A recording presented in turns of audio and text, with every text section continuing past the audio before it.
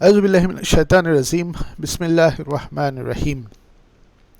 পবিত্র কোরআন মজিদের ৩৩ নম্বর সূরা আহজাবের আলোচনা চলছে। আমরা ৫২ নম্বর আয়াত পর্যন্ত শেষ করেছি। এখন ৭ নম্বর রুকুর ৫৩ নম্বর আয়াত থেকে শুরু হচ্ছে। হে বিশ্বাসীগণ, তোমরা বিনা অনুমতিতে নবীর ঘরে প্রবেশ করো না। দাওয়াত দেওয়া হলেও এত আগে ঘরে প্রবেশ করবে না, যাতে খাবার তৈরি হওয়ার জন্য অপেক্ষা করতে হয়। যখন তোমাদের খাবারের জন্য ডাকা হবে তখন প্রবেশ করবে। তারপর খাওয়া শেষ হলে দেরি না করে উঠে পড়বে। কখনো খোশ গল্পে মশগুল হয়েও না, কারণ তা নবীর জন্য কষ্টদায়ক হতে পারে। কিন্তু সংকোচের কারণে সে তোমাদের উঠে যেতে বলতে পারবে না। নবী তাদেরকে উঠে যেতে বলতে পারবেন না সংকোচের কারণে, ভদ্রতার কারণে। উনি একটা হাম্বল নেচারের মানুষ ছিলেন। কিন্তু আল্লাহ উচিত বিষয়ে শিক্ষা দিতে সংকোচ বোধ করেন না। এই যে বিষয়টা, এটা তখনকার যে মানুষজন ছিল, কুরাইশরা ছিল, নবীর ঘরে এসে তাদের যে শালীনতা বোধ, তাদের সময় জ্ঞান, যে কতটুকু একটা বাসায় গেলে দাওয়াত দিলে থাকতে হবে, কোন সময়ে যেতে হবে, তাদের যেন কোনো রকমের অসুবিধা না হয়, ডিস্টারবেন্স না হয়, এই ব্যাপারগুলোর জ্ঞান ছিল না। স্বাভাবিকভাবে পৃথিবীতে এখন পর্যন্ত অনেকের এই জ্ঞান নেই। সার্বিকভাবে এটা সবার জন্যই প্রযোজ্য, যারা অতিথি হিসেবে কোথাও যাবেন এবং যারা আতিথেয়তা করছেন। এই আতিথেয়তা যারা করছেন তাদেরকে অনেক কষ্ট করে খাবার তৈরি করতে হয়, পরিবেশ ঠিক রাখতে হয়, সময় দিতে হয় অনেক আগের থেকে এবং পরেও, অতিথি যাওয়ার পরে। তাই এমনভাবে তাদেরকে অসুবিধায় ফেলা অতিথিদের উচিত হবে না। সেই ব্যাপারগুলো সবার জন্য একটা শিক্ষা এখানে রয়েছে। এটা ওই সময়কার একটা উদাহরণের পরিপ্রেক্ষিতে নবীর ঘরে যেন ডিস্টার্ব না করা হয় এবং একটা নির্দিষ্ট সময় পর্যন্তই থাকতে হবে, এটা সর্বকালীন। এই বিষয়গুলি আল্লাহ শিক্ষা দিচ্ছেন এবং এই শিক্ষা দিতে উনি সংকোচ বোধ করেন না। চমৎকার একটা উপস্থাপনা যে এটা তোমাদের সবাইকেই শিখতে হবে। এরপরে এই যে তোমরা নবী পত্নীদের কাছে কিছু চাইলে পর্দার আড়াল থেকে চাইবে। সবার কাছেই একটা মহিলাদের সাথে যখন একটা শালীনতা বোধ এবং একটা সম্ভ্রম যাতে তাদের বজায় থাকে, এই ব্যাপারটা প্রত্যেককেই শিক্ষা নিতে হবে এবং আমাদের উম্মুল মুমিনিনদের কাছে চাওয়ার ব্যাপারে সেই সম্মানবোধটা যেন সবার মধ্যে থাকে। এই নিয়ম তোমাদেরও তাদের অন্তরের পবিত্রতা গভীর করবে। আল্লাহর রসুলকে কষ্ট দেয়া তোমাদের কারোর জন্যই উচিত নয়। আল্লাহ তার বিধান মেনে চলার উপর দৃঢ়তা দেখানোর যে নাম, সেটা নিগত্য। তাই রসুলকে কষ্ট দেওয়া মানে এই বিধানের বাইরে গিয়ে কোনো কাজ করা। এখন কোরআন এবং কোরআনে এই ভদ্রতাগুলো শিক্ষা দেওয়া হয়, শালীনতা শিক্ষা দেওয়া হয়, যেন মানুষের পবিত্রতা এবং অন্তরের যে একটা গভীর ভালো একটা অবস্থা সৃষ্টি হয়, যাতে মানুষের সম্পর্কের একটা পবিত্র সম্পর্ক সৃষ্টি হয়, এগুলো কোরআনে শেখানো হচ্ছে। আর নবীর মৃত্যুর পর তার পত্নীদের বিয়ে করাও তোমাদের জন্য, তোমাদের কারো জন্য বৈধ নয়। এটা নবীর মানে স্ত্রীদের, যারা সমস্ত মানব জাতির জন্য উম্মুল মুমিনিন, মায়ের মতো তাদেরকে মর্যাদা দেওয়া হয়, তাদেরকে অন্য কারো পক্ষে বিয়ে করা বৈধ নয়। এটা একটা স্পেসিফিক রুল করে দিয়েছেন আল্লাহ।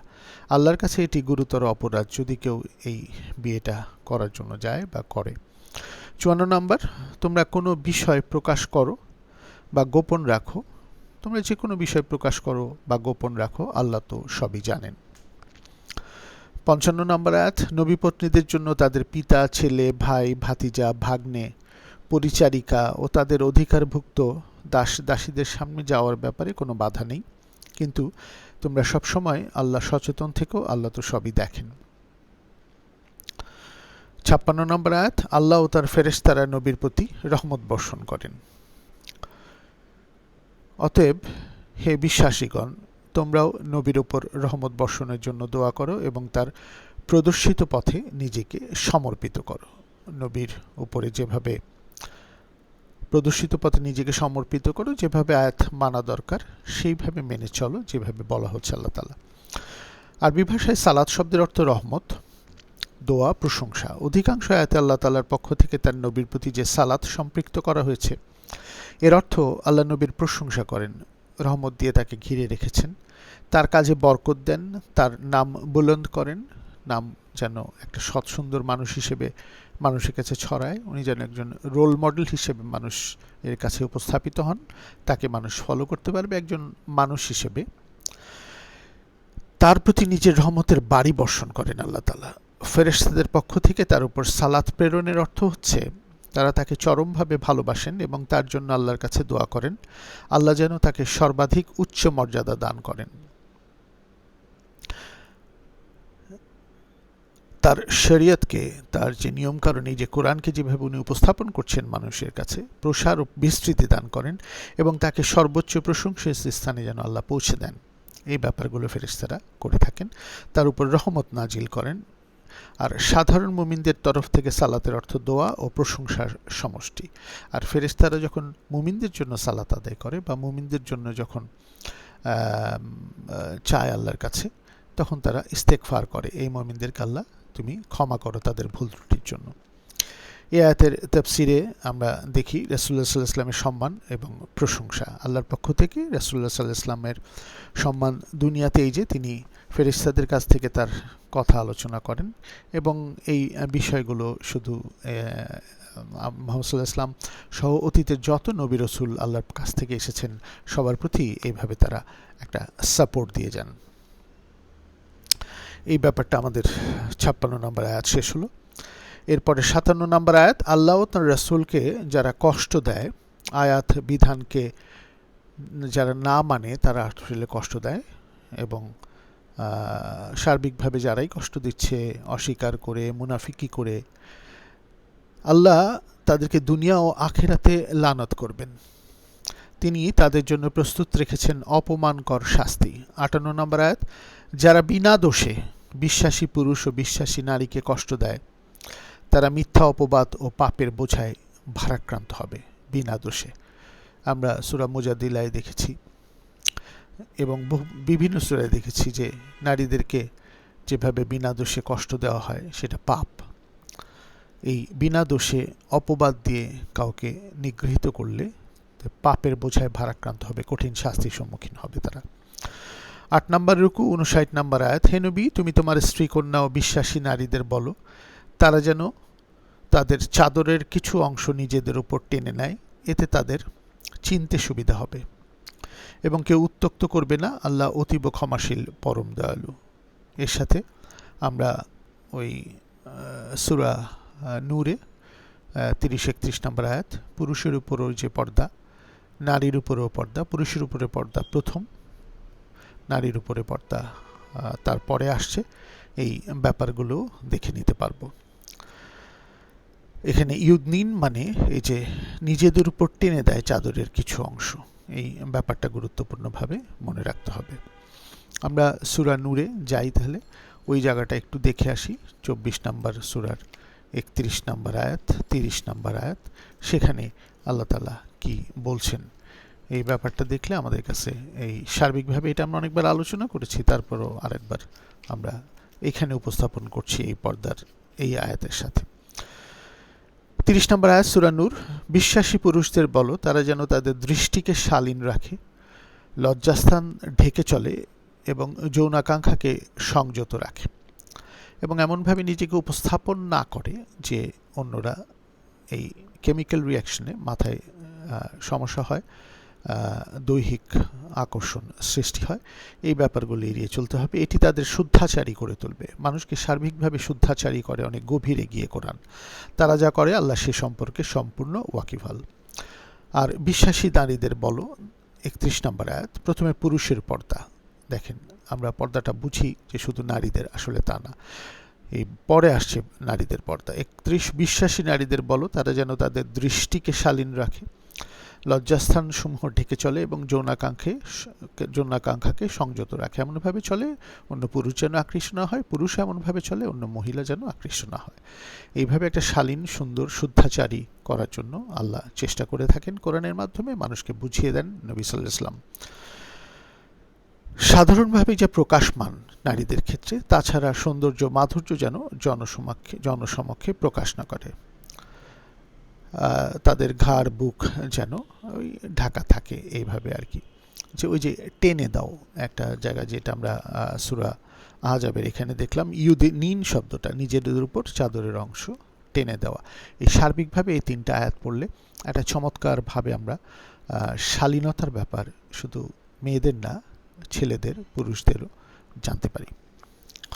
৬০ থেকে ৬১ নম্বর আয়াত, মুনাফিক, রুগ্নমনা ও মিথ্যা গুজব রটনাকারী শহরে বিশৃঙ্খলা সৃষ্টির কাছ থেকে বিরত না হলে আমি ওদের উপর তোমার কর্তৃত্ব প্রদান করব।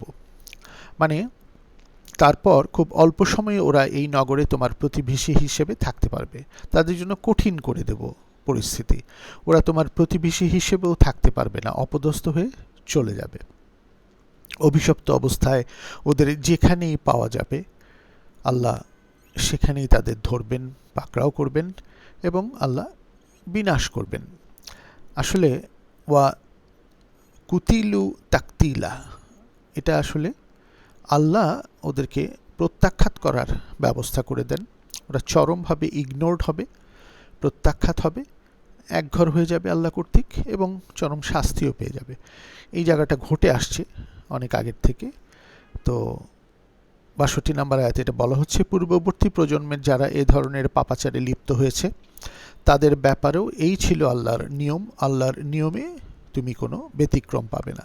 তারা আসলে প্রত্যাখ্যাত হবে, বিনাশ হয়ে যাবে, তাদেরকে ধরা হবে। শুধু ফিজিক্যাল ধরার ব্যাপার না, এটা হলো সার্বিকভাবে তারা একটা বিচ্যুত হবে এবং তাদের দুরভিসন্ধি শেষ হয়ে যাবে এবং তারা মানুষের কাছে খারাপ মানুষ হিসেবে পরিচিত হবে, তারা বিনাশ হয়ে যাবে, শেষ হয়ে যাবে আলটিমেটলি আল্লাহর শাস্তিতে। ৬৩ নম্বর আয়াত, লোকজন কিয়ামত নিয়ে তোমাকে প্রশ্ন করছে, ওদের বলো কখন কিয়ামত হবে? এ জ্ঞান তো শুধু আল্লাহরই রয়েছে, তুমি কি করে জানবে? হয়তো সময় কাছে এসে গেছে, আমরা প্রস্তুত থাকি যেন যে কোনো সময় আমাদের জীবন শেষ হয়ে যাবে, কিয়ামত হয়ে যাবে। ৬৪ থেকে ৬৫ নম্বর আয়াত, আল্লাহ সত্য অস্বীকারীদের তাঁর রহমত থেকে চিরবঞ্চিত করেছেন এবং ওদের জন্য প্রস্তুত রেখেছেন জাহান্নামের অগ্নিকুণ্ড, সেখানে ওরা থাকবে চিরকাল, সেখানে ওরা কোনো সাহায্যকারী পাবে না। যারা সত্য অস্বীকার করছে, কাফের যারা এই বিধানটাকে অস্বীকার করছে, এখন কোরআন, অন্য কিছু নিয়ে জীবন চালাতে চাচ্ছে, আসলে এই এসেন্স, এই নির্যাস কোরআন থেকে বুঝে তারপরেই জীবন চালাতে হবে, এটাই কোরআনের আদেশ। ৬৬ থেকে ৬৮ নম্বর আয়াত, সেদিন সত্য অস্বীকারীদের মুখমণ্ডল আগুনে ওলট পালট করে ঝলসানো হবে সেই শাস্তির দিনে। সেদিন ওরা আর্তনাদ করে বলবে, হায়, আল্লাহ ও তার রাসূলের কথা আমরা যদি শুনতাম।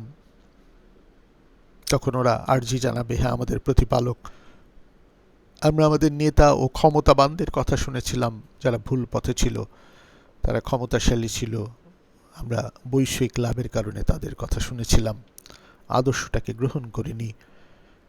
কোরআনের আদর্শ শেষে ছিল, সমস্ত আদর্শগুলো অতীতে তুমি দিয়েছ, বিধিবিধান দিয়েছ, আমরা ভুল করেছি, শাস্তি হয়েছে, এখানেও শাস্তি হয়েছে, এখন শাস্তি হতে যাচ্ছে। হ্যাঁ আমাদের প্রতিপালক, আমরা আমাদের নেতা ও ক্ষমতাবানদের কথা শুনেছিলাম, তারাই আমাদের পথভ্রষ্ট করেছে।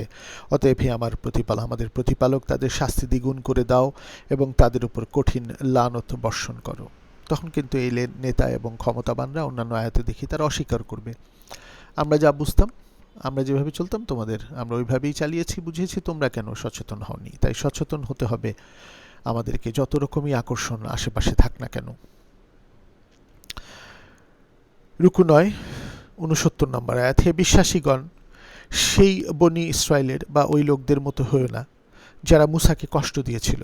মুসা আলাইহিস সালামকে প্রচণ্ড কষ্ট দিয়েছিল বনি ইসরায়েলরা।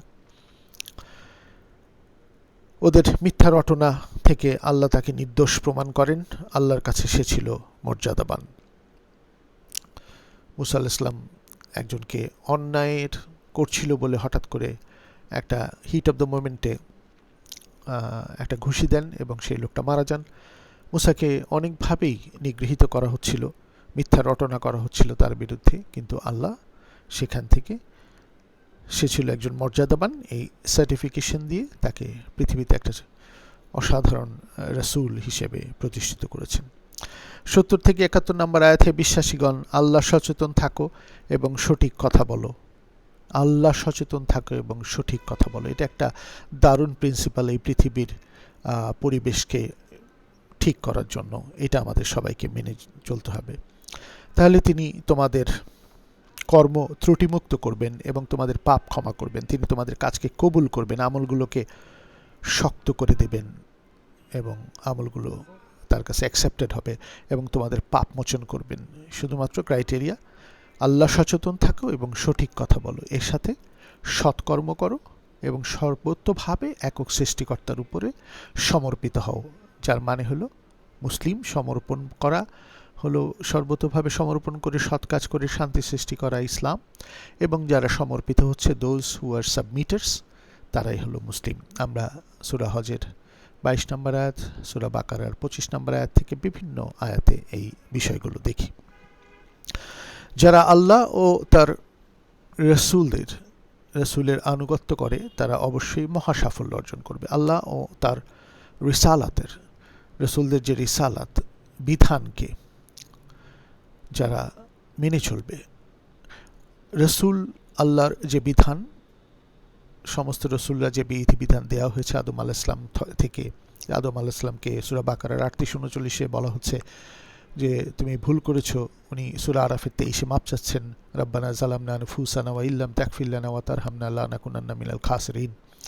আমাদের উপর জুলুম করেছি আমরা, আমি আমার স্ত্রী, তুমি ক্ষমা না করলে কে ক্ষমা করবে? তা আল্লাহ তখন বলছেন তোমাকে যুগে যুগে কালে কালে জীবন বিধান দিব, ওই সূরা বাকারার 39-38 আয়াতে। এবং তোমরা এই জীবন বিধান মেনে চললে তোমাদের কোনো সমস্যা হবে না।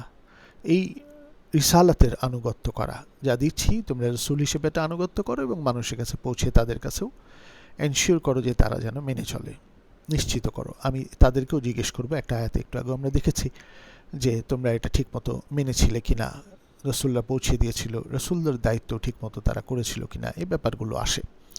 তা আল্লাহ ও তার রসুলের রিসালাতের যে অনুগত্য, এই বিধানের অনুগত্য, এখন কোরআন আছে, কোরআনের আনুগত্য করাটাই আল্লাহ বুঝাচ্ছেন। যারা করবে তারা অবশ্যই মহা সাফল্য অর্জন করবে। আসলে আল্লাহ ও তার বিধান মেনে চলার উপর দৃঢ়তা দেখানোর নামই আনুগত্য। ফি জিলালিল কোরআনের 204 নম্বর পাতায় আমি এই তাফসিরেও এটা পেয়েছি। 72 নম্বর আয়াত, নিশ্চয়ই মহাকাশ ও পৃথিবী ও পর্বতমালার উপর আমানত হিসেবে আমি অর্পণ করতে চেয়েছিলাম এই বিধিবিধান আসলে, কিন্তু তারা শঙ্কিত হয়ে তা গ্রহণে অস্বীকৃতি জানায়। অবশেষে মানুষ তা গ্রহণ করল, এই সত্য বিধান গ্রহণ করল। মানুষ বড় জালেম ও বোকা। কেন জালেম ও অজ্ঞ কেন? এই ব্যাপারটা আসলে স্বাধীন বিচার বুদ্ধি প্রয়োগের ক্ষমতা এই আল্লাহ তাআলা প্রয়োগ করতে চেয়েছিলেন এই বিধানের মাধ্যমে, যে তোমরা বিধানটাকে মেনেও চলবা, কিন্তু জুলুম ও বোকামির জন্য, মানে সঠিকভাবে এই বিধানটাকে ব্যবহার না করায় নিজের উপরই জুলুম করলো মানুষ। তাই মানুষ অজ্ঞ এবং জালেম হয়েছে মানুষ।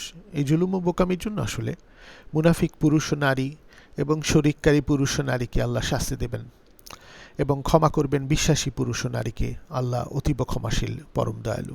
যারা জুলুম করেছে তারা তো মুনাফিক হয়েছে, অবিশ্বাসী হয়েছে, অস্বীকারী হয়েছে সত্যকে। আর যারা ক্ষমা পাবে সেই পুরুষ ও নারী যারা আল্লাহর এই বিধানকে মেনে চলেছে সর্বতোভাবে। আল্লাহ অতীব ক্ষমাশীল, পরম দয়ালু।